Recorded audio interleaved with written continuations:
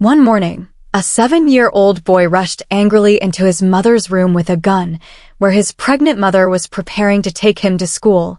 "Jesus Christ, Junior, what are you doing with your father's gun?" Junior's mother asked fearfully, and Junior did not say anything. Instead, he walked angrily towards his mother, pointing the gun at her. "What is wrong with you, Junior? What exactly are you doing in my room with your father's gun? Are you drunk or something?" Junior's mother asked, her voice trembling in fear. "Woman, if I hear one more word from you, I will shoot you right now," Junior replied angrily, pointing the gun at his mother. "Junior, what came over you? Before I close and open my eyes, give me that gun, or I will beat you mercilessly this morning, and you will not eat anything today, nor will I take you to school to write your final exams. Give me that gun now," Junior's mother said, and as she rushed to forcefully collect the gun from Junior, she was shocked by what happened. Once upon a time, there lived a couple named Kenneth and Angela, who were happily married and had a 7-year-old son named Junior. It all started when Kenneth left his house one morning without informing his wife, who was 7 months pregnant. This made her extremely worried because her husband had never done such a thing. Angela began calling his number several times at night, but he refused to answer, leaving Angela extremely worried. Why is he not picking up the phone? Oh God, what could have happened to my husband?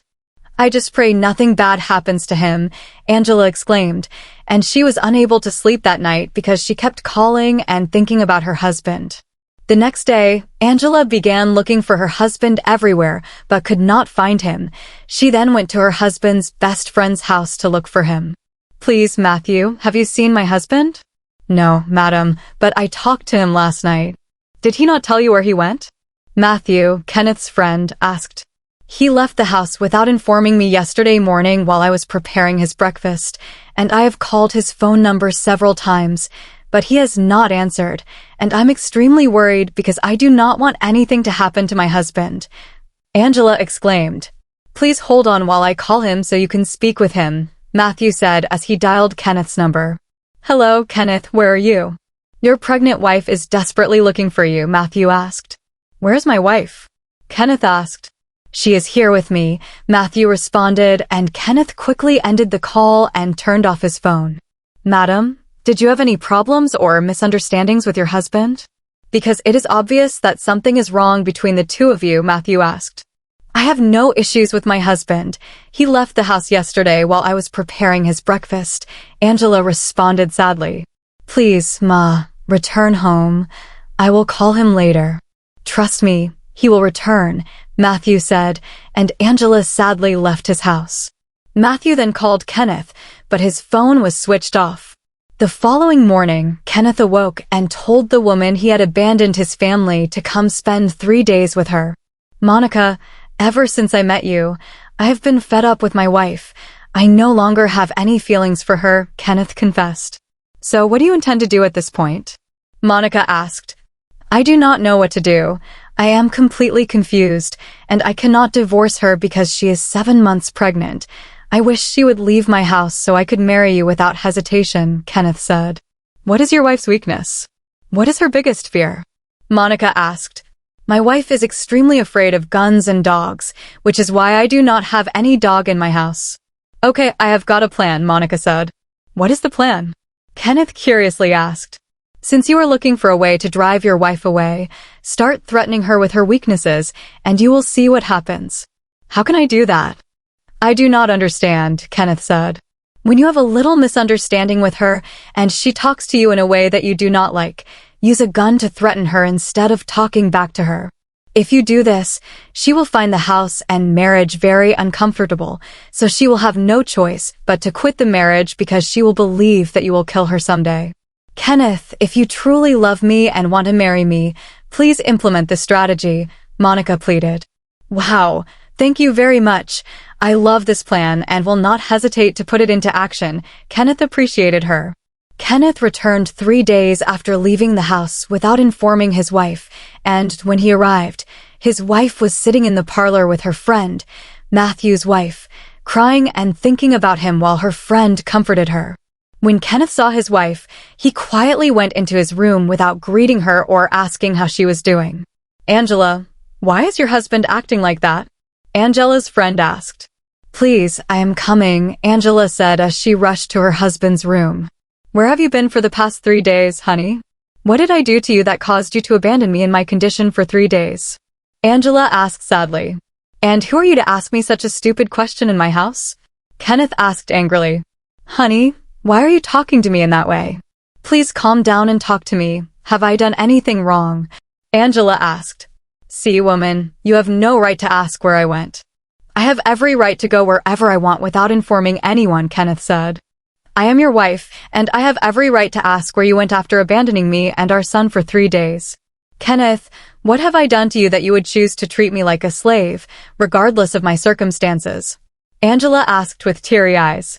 "Woman, I do not have your time. Please leave my room right now," Kenneth said. "Kenneth, I am not going anywhere until you explain where you have been for the past 3 days, Angela said, and Kenneth suddenly remembered what Monica had told him. So, he opened his drawer, took out a gun, and began threatening his wife. His wife screamed fearfully. Angela's friend and her husband, Matthew, who had just returned from picking up Junior from school, ran to see what had caused Angela to scream in that manner, and when they arrived, Kenneth was threatening his wife with a gun. "Kenneth, what is wrong with you? Why are you threatening your wife with a gun? Are you mad or something?" Matthew asked angrily. "Matthew, stay out of this. My wife is a very stubborn and annoying woman, and I need to deal with her harshly," Kenneth said. "What came over you? Why are you torturing and hurting your pregnant wife in this way? Are you certain you are mentally okay?" Matthew asked, and Kenneth hissed and walked away. "Please, madam, do you have any problems with your husband?" Matthew asked. "Not at all, but my husband began misbehaving shortly after returning from abroad 2 weeks ago," Angela responded. "Please, Angela, I propose that you report him to his parents so they can speak with him before things get out of hand," Angela's friend proposed. "No, it has not gotten to that point, and I believe he will return to himself very soon," Angela responded. "Madam, I believe my wife is correct, because Kenneth is gradually turning into something else, and I no longer understand him," Matthew said. "Thank you very much, Matthew, but I want to give him a little time to see if he changes, and if he doesn't, I will report him to his family," Angela responded. "Angela, I propose you take action now while it is still very early, because I perceive serious danger ahead," Angela's friend said. "Thank you, my dear friend, but I know my husband very well, and I believe he will turn a new leaf very soon. Most likely, he is going through 1 or 2 challenges, which is why he is acting like that," Angela said. "It is okay, if you say so, honey," Matthew's wife said as they left. From that day forward, Kenneth continued to threaten his wife with a gun for the slightest thing she said or did, and Angela endured him without reporting the issues to her family or Kenneth's family. He frequently threatened his wife with a gun in front of their 7-year-old son, so the boy became so rude and stubborn that he no longer had any regard for his mother. One night, Junior asked his father, Kenneth, a strange question. "Daddy, why do you always use a gun on Mommy when she is angry at you?" "Junior, your mother is a very stubborn and troublesome woman, so I usually use the gun to threaten her in order to make her afraid of me and respect me, but it is just an empty gun without a bullet. And I only use it to scare her because she is afraid of guns," Kenneth responded. "Thank you, Daddy," Junior said as he went back to his room. At midnight, Kenneth was about to go to the restroom when he noticed someone on CCTV climbing the fence to enter his compound. So, he quickly pulled out a gun and loaded some bullets before tiptoeing outside to see the person. But when the person heard the sound of an opening door, he ran away, and Kenneth went back to his room and put the gun with the bullets in his drawer in case the person came back. The next morning, Angela begged Kenneth to take her to the hospital because she was not feeling well, but he hissed and left the house. An hour later, Junior went to the dining table to eat breakfast while his mother prepared to take him to school, and as Junior was about to eat the food, he realized it was not the food he had asked their chef to prepare for him. So, he carried it to the kitchen and asked the chef why she had not prepared what she had asked for. "Junior, Your mother told me not to prepare the rice and stew for you this morning. Instead, she told me to give you tea and bread because she wants to leave early. So go eat your breakfast. When you get home from school, you will eat the rice and stew you are craving, the chef pleaded. Junior angrily poured hot tea on her and said, "Start preparing my rice and stew, or I will report you to my father when he returns." "Junior, who are you commanding to prepare rice and stew for you this early morning?" Angela asked as she stepped into the kitchen. The chef then explained everything to Junior's mother, so Angela decided to beat Junior for what he did to the chef before asking him to apologize to the chef. "Mommy, I will never apologize to her, and I will tell Daddy that you beat me," Junior arrogantly said. "Junior, if you do not apologize to her, I will not take you to school to write your final exam, and you will not eat either," Angela said. "Thank you very much, Ma, for everything, but please do not do this to him. He is just a little kid who knows nothing, and he is like my son, so I have already forgiven him, and I believe he will not do it again. Please, let me make another tea for him," the chef pleaded. "You're the one who gives this boy the upper hand in doing things to you the way he wants. You always over-pamper this boy, which is why he is behaving like this," Angela said. "I know, Ma, but he is like my son. The way I treat my son, I treat him as well. Let me quickly prepare the tea for him so you can take him to school." "Please, do it quickly. I do not have any more time," Angela said as she returned to her room to finish dressing while the chef was preparing Junior's breakfast. Junior then remembered what his father told him the night before, so he rushed to his father's room and began looking for his father's gun.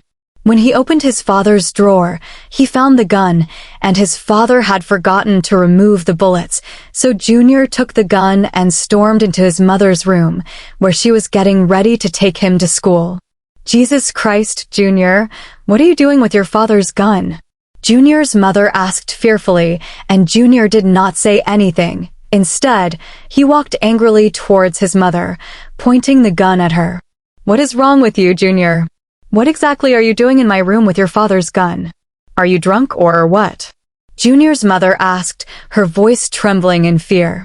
"Woman, if I hear one more word from you, I will shoot you right now," Junior replied angrily, pointing the gun at his mother.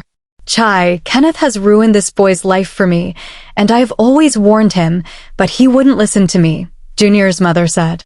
"Junior, before I close and open my eyes, give me that gun, or I will beat you mercilessly this morning, and you will not eat anything today, nor will I take you to school to write your final exams. Give me that gun now," Junior's mother said, and as she rushed to forcefully collect the gun from Junior, Junior mistakenly pressed the trigger and shot his mother, causing her to scream painfully and fall to the ground. Junior was traumatized and slumped immediately. When the chef heard the gunshot inside her madam's room, she dashed into the room, where she was shocked to find Angela lying lifeless on the ground and Junior also lying on the ground. "Jesus!" she screamed and ran fearfully outside, calling the gatekeeper and Angela's newly hired driver. When they arrived at the room, they were stunned by what they saw. "What happened to Madam and her son?" the gatekeeper and driver asked. "Coincidentally, I don't know. Please let